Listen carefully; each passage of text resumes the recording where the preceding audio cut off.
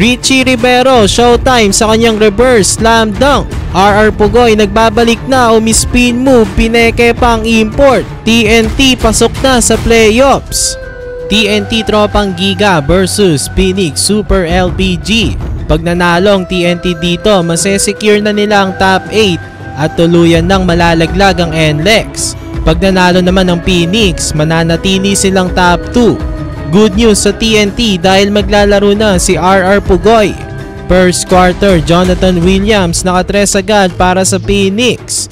Pero binawian agad siya ng 4 straight points ni Raleigh Hollis Jefferson. Attack mode agad itong si RHJ, pero mainit ang panimula ni Manganti para sa Phoenix. Nakadekada na agad from beyond the arc. Less than 5 minutes ng first, pinasok na si RR Pugoy. Matagal na wala ito sa TNT, pero ito nagbabalik na at naka-score pa nga agad itong nagbabalik na si Pugoy.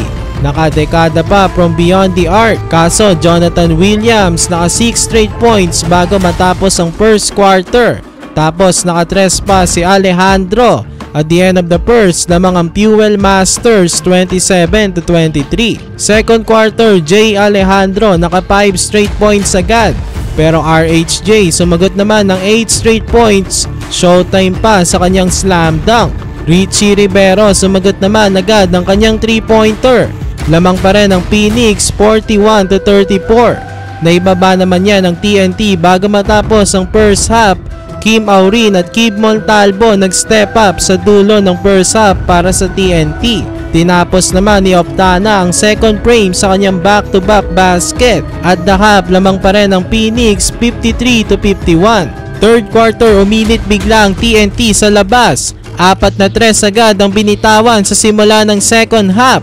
Pero Jonathan Williams nakadakdak na naman para sa Phoenix. Kaso nasa TNT ng momentum. Calvin Optana back-to-back 3-pointer. Richie Rivero naman showtime sa pass break sa kanyang reverse dunk. Kaso natapos ang third quarter, lamang ng TNT 88-78. Fourth quarter, Brian Heruela nag-init.